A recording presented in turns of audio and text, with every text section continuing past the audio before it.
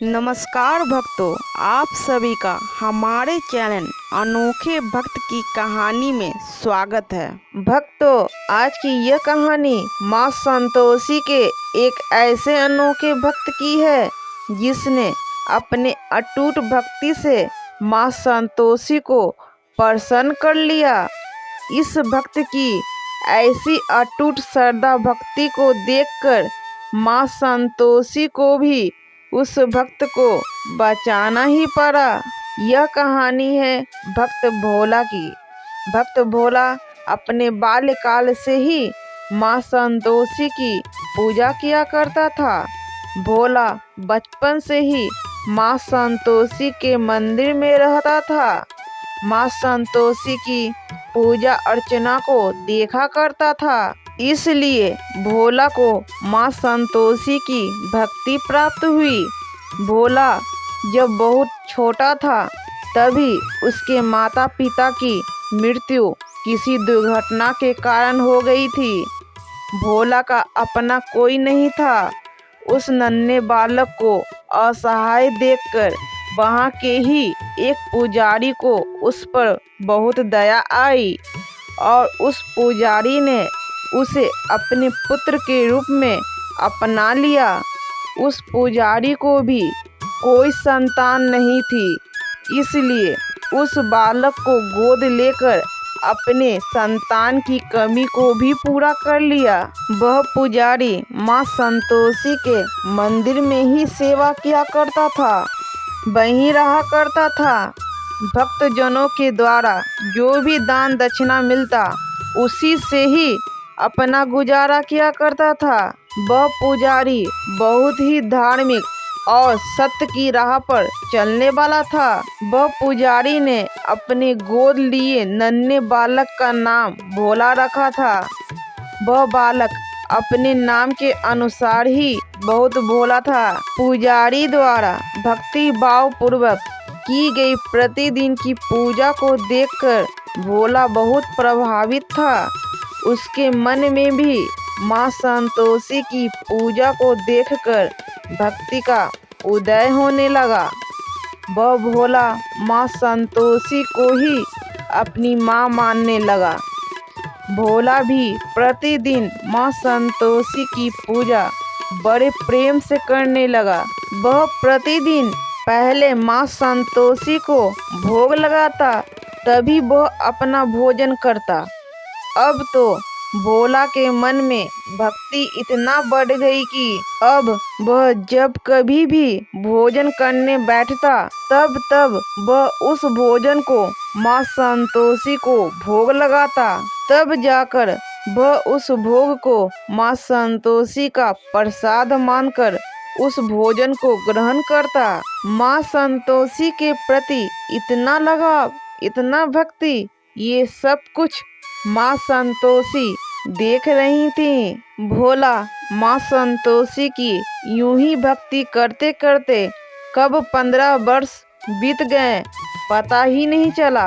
लेकिन भोला के मन में तनिक भी माँ संतोषी के प्रति भक्ति कम नहीं हुई। यह भक्ति तो और भी चरम सीमा पर पहुंच गया। अब वह माँ संतोषी के प्रतिमा को प्रतिमा मानकर नहीं बल्कि साक्षात रूप में माँ संतोषी वहाँ विराजमान है ऐसा मानकर वह पूजा किया करता था। उसकी भक्ति श्रद्धा और भी अटूट हो गई। वह अपने मन की छोटी सी छोटी बातों को भी माँ संतोषी के सामने बैठकर किया करता था और इस विश्वास के साथ कि माँ संतोषी उसकी सारी बातें सुन रही हैं। और ठीक वैसा ही हुआ। माँ संतोषी उसकी सारी बातें सुन रही थीं। यदि भक्त का विश्वास इतना प्रबल हो तो माँ संतोषी क्यों नहीं सुनती? वो सब कुछ देख रही थी। एक भक्त को भी भगवान की विशेष कृपा तभी मिलती है जब वह एक परीक्षा से गुजरता है। वह भक्त विपरीत परिस्थिति में भी ईश्वर को याद करता है कि नहीं, या फिर उनसे मुंह मोड़ लेता है। और यही होना था भक्त भोला के साथ। कुछ दिनों के बाद मौसम परिवर्तन के कारण इतनी वर्षा हुई कि पूरा का पूरा गांव जलमग्न हो गया। उस बाढ़ में सभी के घर पूर्णतः डूब गए। सभी लोग अपने प्राण बचाने के लिए एक बड़े नाव पर बैठकर किसी दूसरी जगह जाने लगे।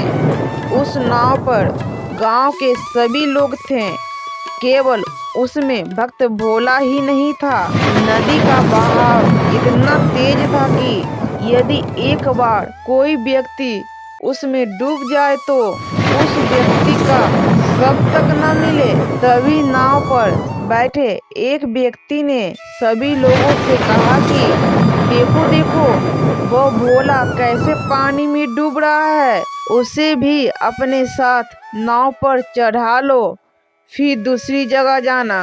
तब नाव को भोला के पास ले गया और उसमें से एक व्यक्ति भोला से कहता कि चलो तुम जल्दी से चढ़ जाओ इस नाव पर। तब भोला कहता कि आप लोग थोड़ी देर के लिए यहीं रुकिए, मैं अभी तुरंत अपनी माँ को लेकर आता हूँ, हम दोनों साथ ही चढ़ेंगे। तब एक व्यक्ति भोला से कहता कि तुम्हारी माँ की मृत्यु तो बरसों पहले ही हो गई थी, किस माँ की बात कर रहे हो? पुजारी जी अर्थात तुम्हारे पिता भी किसी कार्य से दूसरे गांव गए हैं। तब भक्त भोला कहता कि मैं अपनी संतोषी माँ की बात कर रहा हूँ, मंदिर तक यह पानी पहुँच चुका है, आधा मंदिर नदी के इस पानी में डूब चुका है, मेरी माँ संतोषी भी उसी में विराजमान है, मैं अपनी माँ को लाने जा रहा हूँ, आप अभी थोड़ी देर के लिए यहीं रुकिएगा, मैं तुरंत आता हूँ अपनी माँ को लेकर।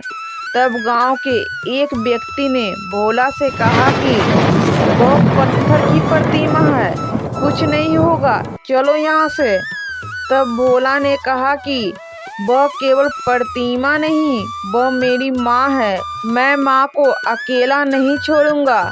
और यह कहकर वो वहाँ से मंदिर की ओर चला गया। तब गांव के सभी लोग उस भक्त भोला का उपहास उड़ाने लगे। कोई कहता कि सबसे बड़ा भक्त होने का दिखावा कर रहा है, तो कोई कहता कि आज तो यह लड़का डूबकर मर जाएगा, तो कोई कहता कि क्या पता अभी वह डूब ही गया हो, चलो यहाँ से हम लोग उसकी प्रतीक्षा नहीं करेंगे, वह लड़का तो पागल है। ऐसा कहकर वह नाव को किसी दूसरी गांव में ले गया। किसी के मन में भी उस भक्त भोला के प्रति दया नहीं थी, किसी ने भी उसकी मन की भावना को नहीं समझा। भक्त यही तो अंतर है मनुष्य और भगवान में। भगवान तो अपने सच्चे भक्तों के भावों को ही तो देखते हैं। माँ संतोषी भी भक्त भोला के इस निर्मल भाव को देखकर अत्यंत ही भावुक हो गईं। माँ संतोषी भला अपने सच्चे भक्त भोला को इस विपरीत परिस्थिति में अकेला कैसे छोड़ सकती थी, चाहे भक्त उस विपरीत परिस्थिति में उन्हें बुलाए या ना बुलाए। माँ संतोषी को तो उस भक्त की सहायता करनी ही थी। जब भक्त भोला माँ संतोषी के मंदिर पहुंचा तो उसने माँ संतोषी की प्रतिमा को अपने सिर पर रख लिया और तेजी के साथ उस ओर जाने लगा जहाँ पर नाव रुकने के लिए कहा था। लेकिन जब वह जैसे तैसे कर वहाँ पहुँचा तो उसने देखा कि वहाँ तो कोई नाव खड़ी नहीं है।